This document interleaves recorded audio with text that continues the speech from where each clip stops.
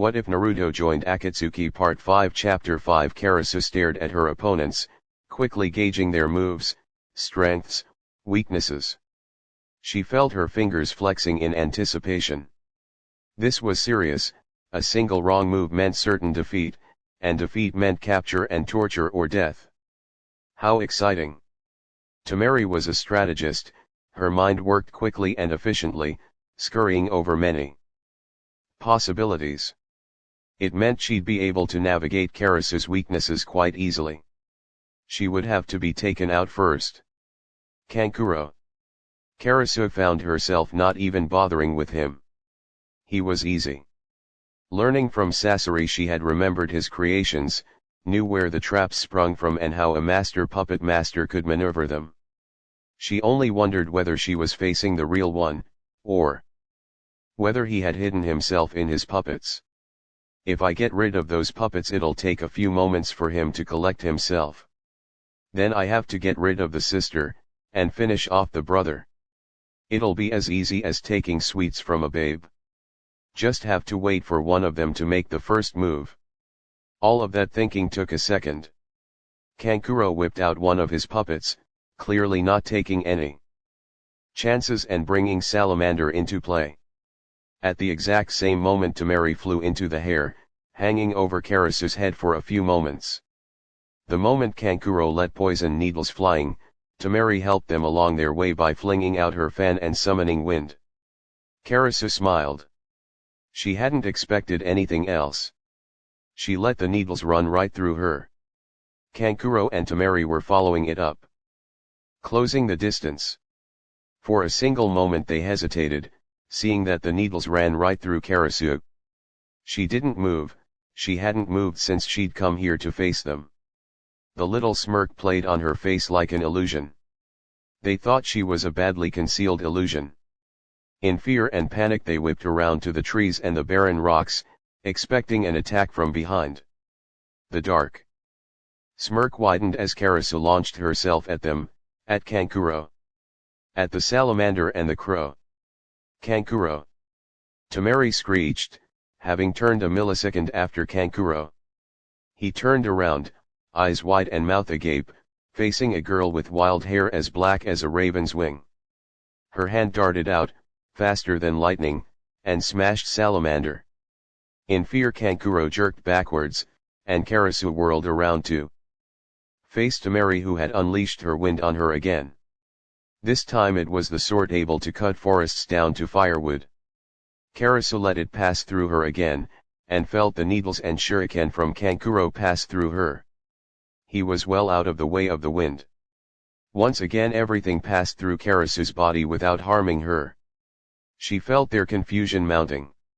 How could she be a real physical creature, but not be harmed by their attacks? Temari was the first to realize. She can change Kankuro. It's like she can make herself not exist and then be real. Temari screamed at her brother. He looked up at her with disbelief evident on his face. But what do we do? Kankuro asked, bewildered. This was a fight he'd never seen coming. Karasu didn't allow them any more time. You die. She snarled, vanishing in a cloud of black smoke. At the exact moment she vanished, she appeared again, right behind Kankuro, a poison-dipped kunai already in hand.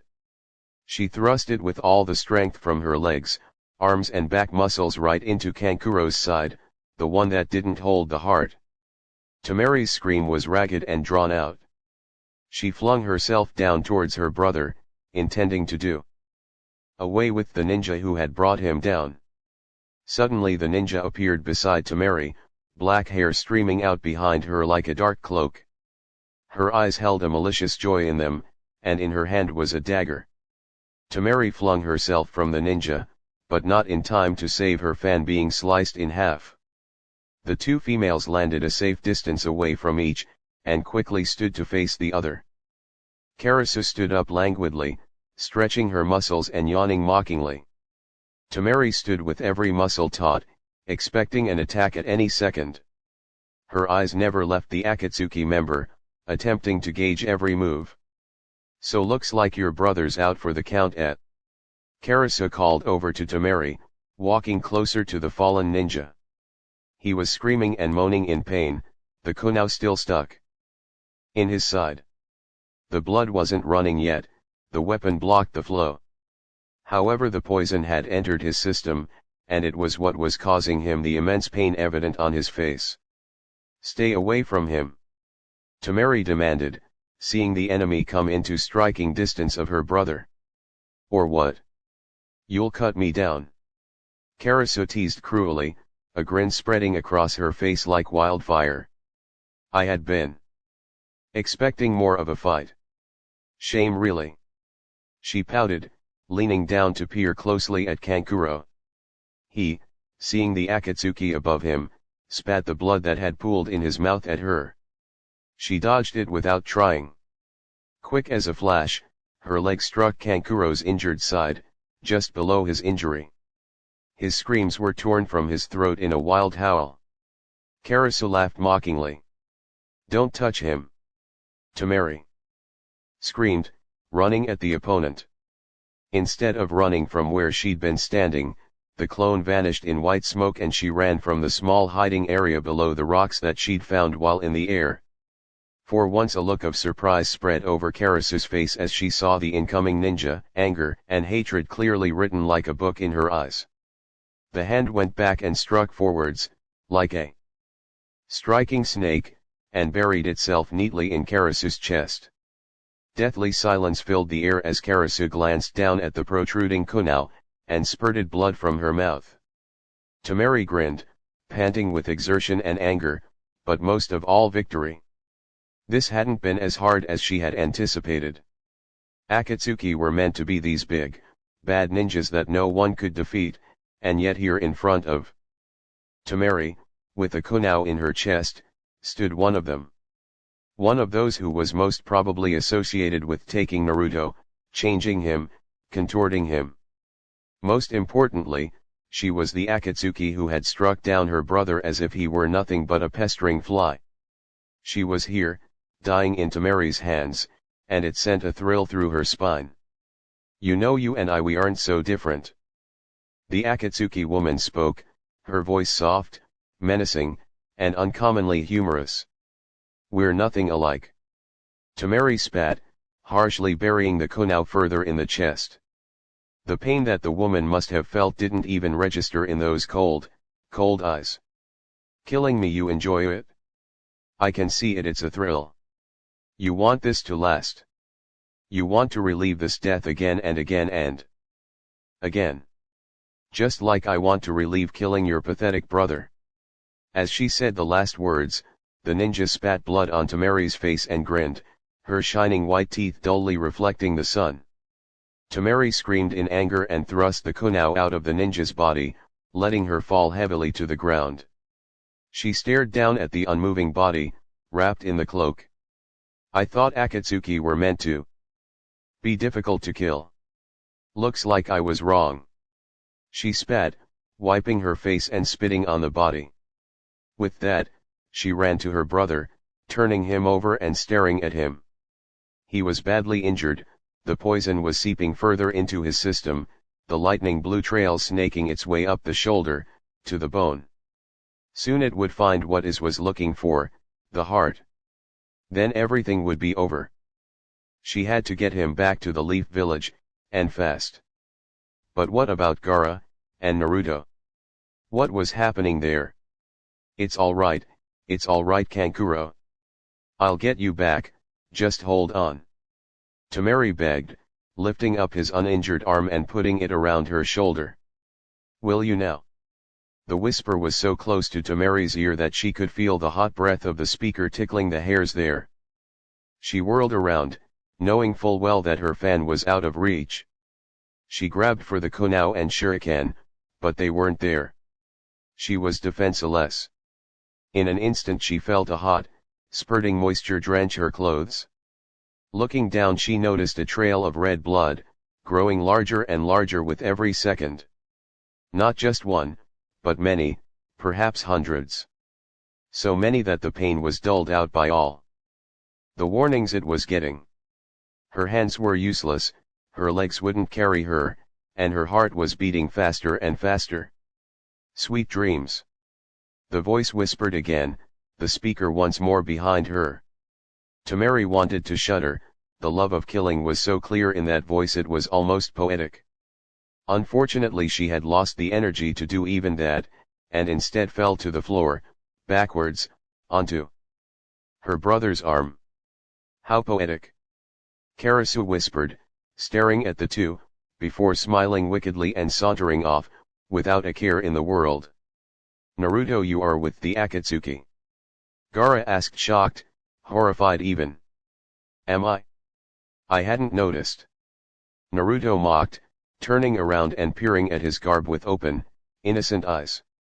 Eyes that never lost their contempt or hatred. Naruto, we searched for you.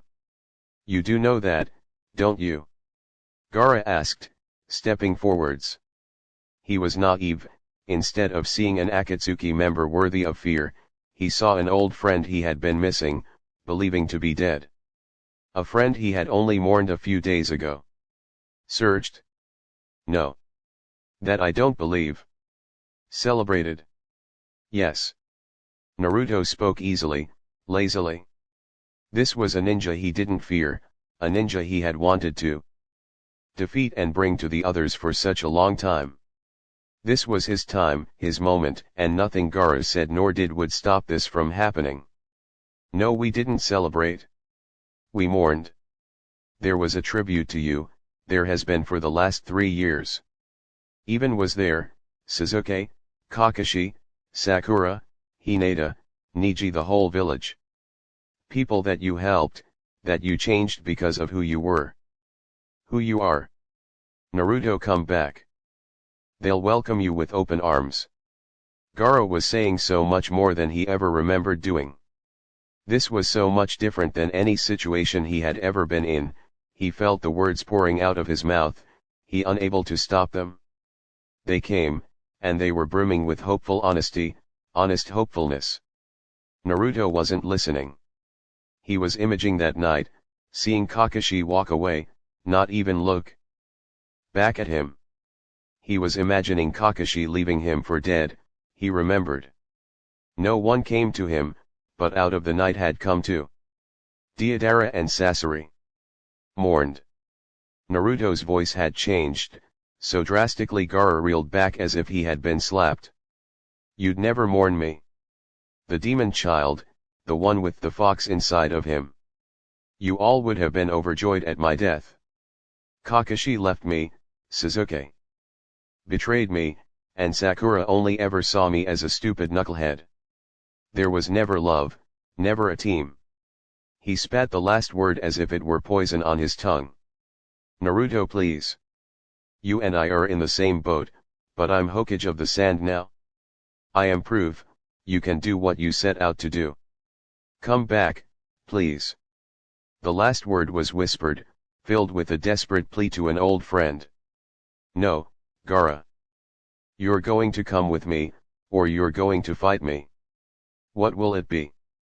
Naruto asked, his voice once again having changed. It was the usual calm confidence that would stop most ninja, leading them to believe there was something more to Naruto now. Something that they hadn't anticipated. I can't fight an old friend. Gaara whispered, still believing that Naruto, hearing that, would change his mind. Then come with me. I can't do that either. Then you have no choice. Naruto shrugged indifferently, before slamming chakra into the ground to boost him forwards at a speed which would leave most with whiplash. Gaara's sand only just managed to defend him, coming up so that Naruto's fist gently knocked into Gaara's nose. Gaara's eyes widened fractionally. That blow hadn't been an all-out attack, it had been a test as to the speed of Gaara's sand, and it had nearly gotten through. He couldn't hold back, not for this. There was no sand around their carefully chosen battlefield, Gaara realized that now. There was rock, probably for miles below them. There was coarse dirt, which sustained only the toughest trees on either side of them. Unless Gaara could somehow manage to crunch the Rocks together to form sand, with dodging the coming attacks, he could only rely on that which he had taken with him. Naruto used the chakra again to slam himself away from Gaara, blue eyes cold and calculating. He didn't leave Gaara for room to think, as he launched himself once more at the red-headed boy, this time faster than before, dodging the sand that Gaara used to attempt to block him as if it were in slow motion.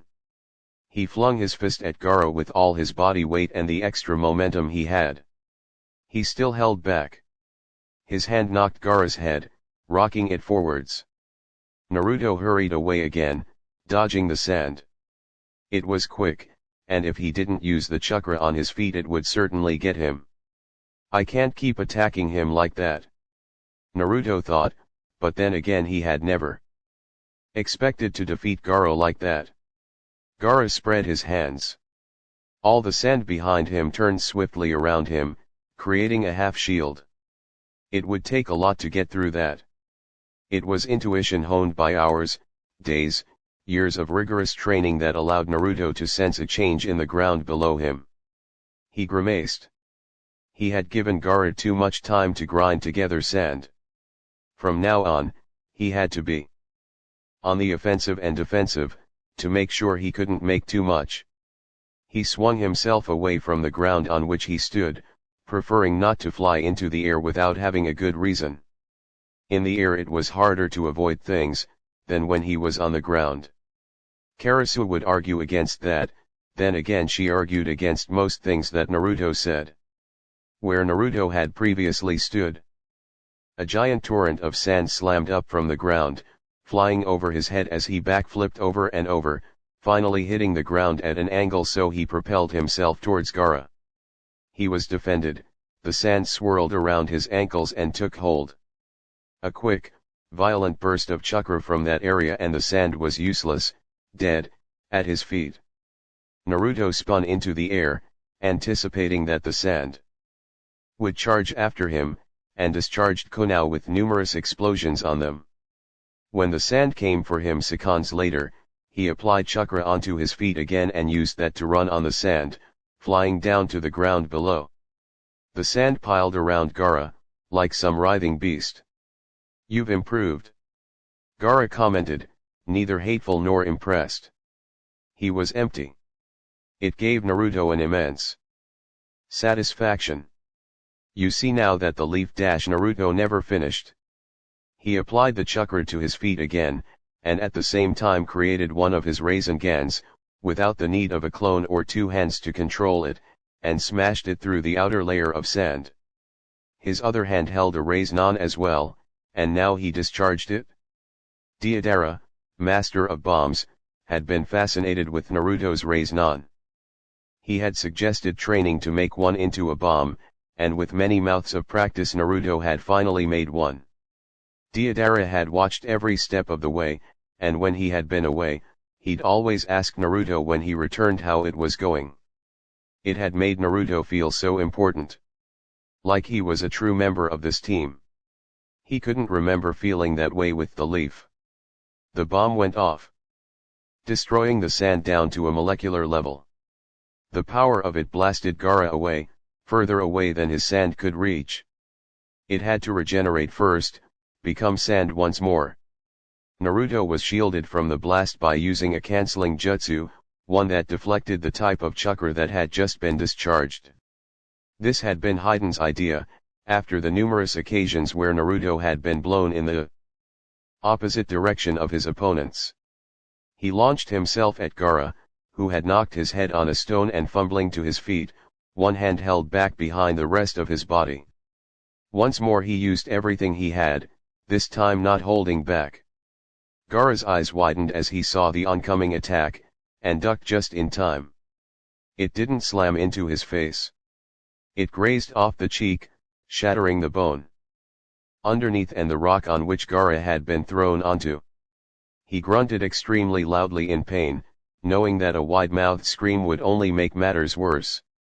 He swung himself away from Naruto's range, using the sand to propel him to safety. At the same time he brought the sand swirling around him to form a barrier. Naruto saw this and understood immediately that he wouldn't be able to shatter it without a full frontal assault, and that was nigh impossible with sand charging at him. He stood there, assessing everything with his ice blue eyes. Gaara stared at Naruto in disbelief, not wanting to acknowledge the change in his friend. His old friend, the one who had brought him back from the darkness, who had taught him what it was like to have love, to be a good person. The person in front of him was completely different. A person filled with hate, rage, and anger, all under control and seething under a roof of ice. The change was impossible, for this could be Naruto. Yet he knew, deep down, that it was. Naruto had changed, had been brainwashed, and this was the ultimate result. A powerful, revenge-hungry ninja.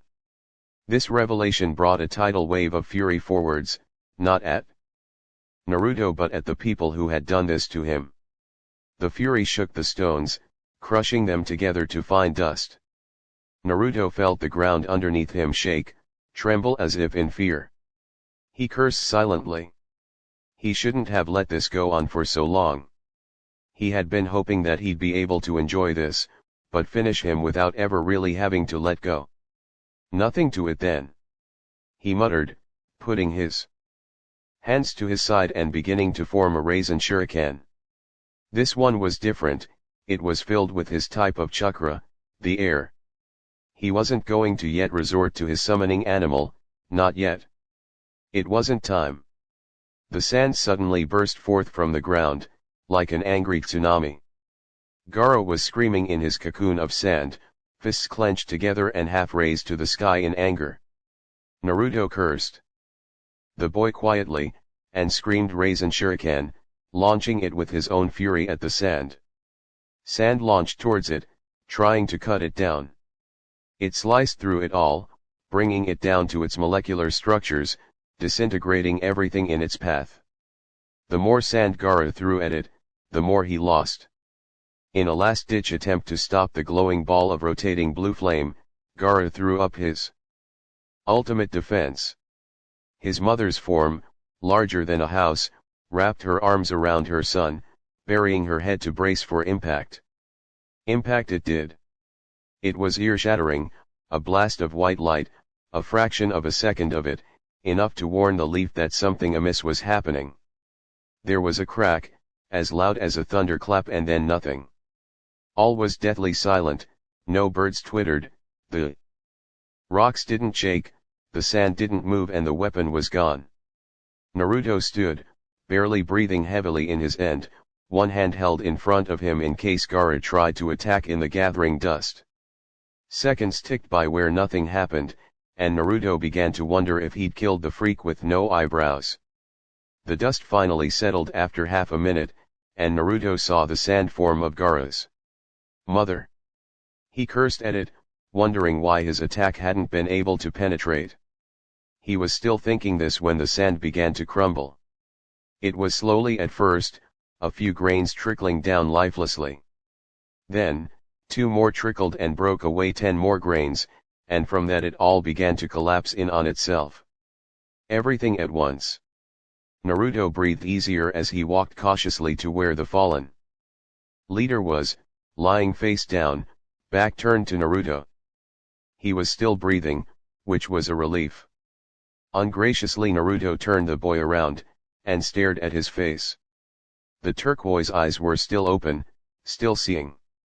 He was breathing heavily, clearly in a great deal of pain, his eyes squinting up at the person who he had once known. Naruto, why? Gaara managed to whisper, hands clenching and unclenching by his side in pain. His voice was strong, clear, but the rest of his body didn't seem to be agreeing. You left me to die, and now I'm only repaying the favor. Naruto whispered, leaning down close to Gaara's ear, voice filled with something like evil intent. He brought his fist up and slammed it into Gaara's face, knocking him unconscious. That took longer than expected. You've really dipped into those reserves of chakra to get that lost move out. Karasu's bored voice sounded from further behind Naruto. The blond boy picked up the body of the fallen and slung it over his shoulder, turning to stare at the raven-haired girl with the pretty dark eyes. I didn't want to stay around here longer. We're still too close to the leaf for my liking. Naruto replied, looking behind him at the village in the distance. He imagined the ninja running as fast as they could to the source of the light, scared out of their wits for reasons they didn't know. Have you dealt with the others? Naruto asked, already knowing the answer. If she hadn't, she wouldn't be standing there, for who knows how long already. She didn't grace his question with an answer. Do you want to stir these leaf up a bit? She asked, an evil glimmer in her eyes. Naruto grinned wholeheartedly, remnants of the old Naruto shining through in this one gesture. Where do I sign up? Miss Sakura, it's probably nothing. We don't have to go this fast. One of the medical ninja following Sakura and Sasuke's mad dash breathed out, clearly not in his comfort zone at this breakneck speed. We don't know what's happened, and the Kazekage and his siblings have only just left. We can't afford to be slow. Sakura told him, worry clouding her senses. What if they were all dead? She couldn't bear to lose old friends again. She knew a perfect ambush area, just up ahead. An outcropping of rocks, spanning some distance with coarse dirt and hardy trees on either side. There was not much sand available here, and if anyone was trying to attack the Kazekage, this would be the perfect place to do it. If there was nothing there, then she could rest a little easier and slow down the pace. As soon as she came across the rock outcrop, she sensed that something was off, and became thankful for her senses. She rushed ahead, Sasuke silently at her side. One look at his face and she knew that he had the same ominous feeling. Suddenly she heard something, quiet and a little further off, but distinctly a sound of immense pain and suffering. Her head snapped to Sasuke. His eyes had widened fractionally, indicating he had heard it too. Without a word they slammed themselves from standing to running, and in a few seconds they saw two limp and lifeless bodies close together. They were familiar, one sandy blonde and the other with dark cat ears. Temari and Kankuro. She ran to the first, Temari, and saw that she was only injured, not badly. She was all right, her injuries were easy to fix. A few days in the hospital at the most. The other medical ninja, who were close behind her, could handle this one. Kankuro was the one who had moaned in agonizing pain, so far gone that even the smallest movement was something of horror. She carefully ripped open his shirt, and saw something that chilled her. Small tendrils of lightning blue, carefully curling themselves up Kankuro's arm. They were halfway up to his heart, and working painfully and quickly. Each arm had 1,000 different branches, roaming over his shoulder and down his chest. His breathing was labored, his heart was racing like a scared butterfly, and his eyes weren't able to open anymore. Oh no, Sakura whispered, staring at the unknown poison. What is it? Can you help him? Sasuke breathed, presence very close to Sakura. Under normal circumstances this would have sent happy chills running up and down her spine. Unfortunately this was too dire a situation to have those feelings. I don't know what it is, but it's working fast. I can't treat him here. We need to get him back to the village. Sakura told him. She desperately wanted her mentor to look at him before she did anything. Help me lift him, Sasuke. She told him, running over to his chest and sliding her hands underneath his back. Sasuke didn't move. Sasuke, I need help, and so does Kankuro. Sakura begged snappishly.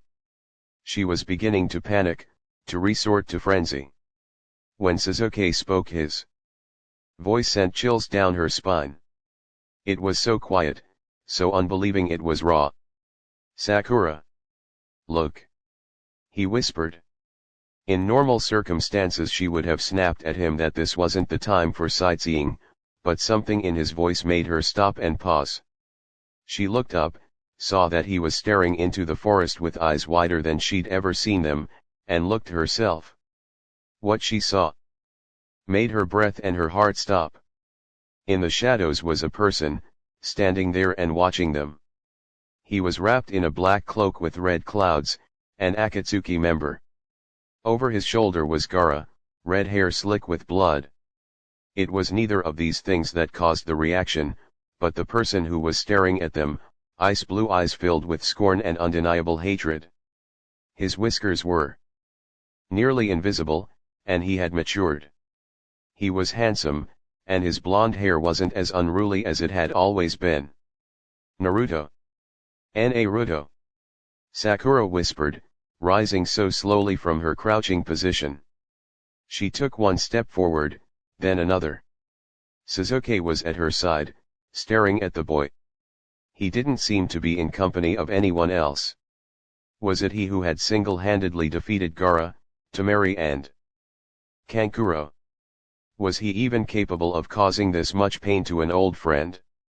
Then Naruto turned his back to them and walked further into the shadows, so that he was invisible. Naruto! Sakura screamed, running quickly over to where she had last seen him.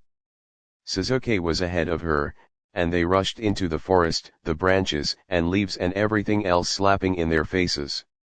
They didn't notice the stinging pain, nor anything else for that matter. They only searched for the person who they had surely seen there. Naruto! Sasuke screamed, his voice wielding all of the raw emotion and pain. He had suffered for so long.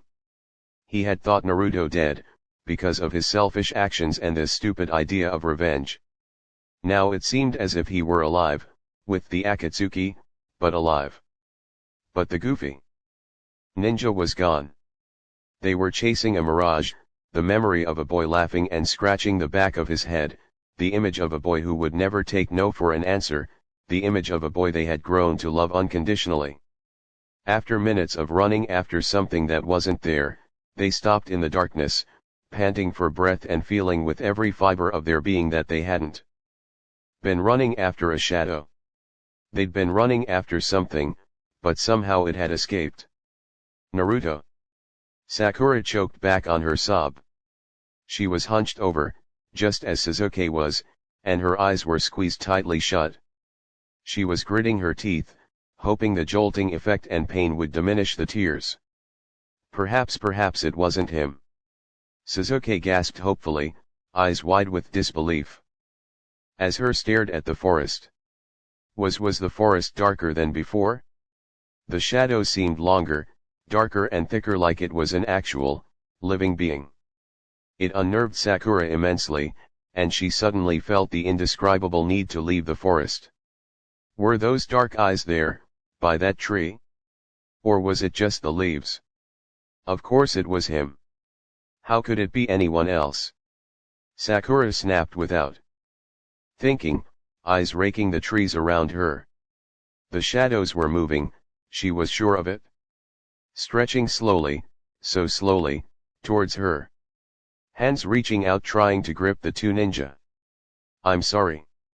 I'm sorry Sakura, it's just we need to get back. Kankuro needs us, and if we have any hope of knowing what happened here it's with him. Let's just head back, okay? Sasuke nearly begged. Sakura looked over at him, ashamed of herself, and saw that he was also uncomfortable with their surroundings.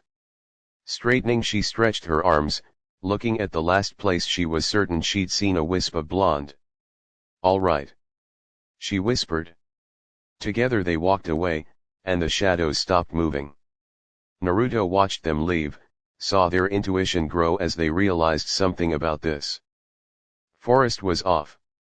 That something was standing beside him, and he felt a swelling of pride for her, their ninja of darkness. She stared at the couple for several moments after they left, and finally her hold on the forest lightened and released. The birds returned, the small mammals scuttled back, uncertainly raising their heads every few steps. The shadows brightened to their normal selves. Karasu turned back to Naruto and looked at the redhead. It took longer than I expected, to be honest. she told him uninterestingly.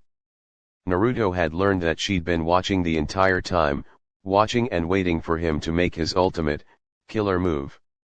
He hadn't, and Karasu had been left disappointed.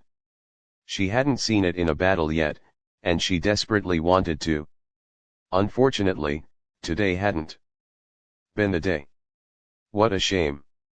She'd expected a Hokage or whatever his blasted name was to provide some entertainment for them. I was waiting for him to get into his stride. Naruto said a little abashed. Yeah, sure. You knew you may have been in trouble had he turned everything completely to sand. Karasu chortled, before striking off for their base.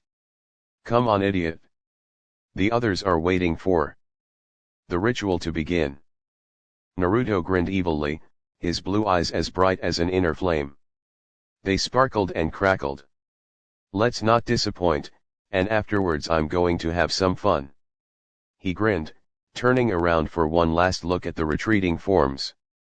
Then he laughed. A full, deep throat laugh that began in his stomach and rose to his chest and throat. Karasu, walking just ahead of him, smirked at the sound. Oh yes. Fun. Chapter end.